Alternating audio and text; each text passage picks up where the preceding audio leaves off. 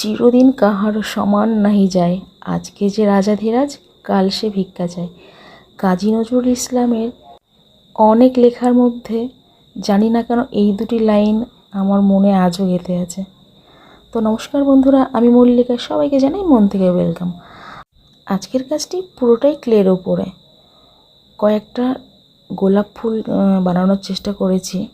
এটাও কিন্তু জুয়েলারি একটা পার্ট, তো পুরোটা একটা ভিডিওতে দেখানো সম্ভব হবে না, যার জন্য আমি আগে এইগুলো শেয়ার করছি। পরের ভিডিওটিতে আবার বাকিটুকু না হয় শেয়ার করব।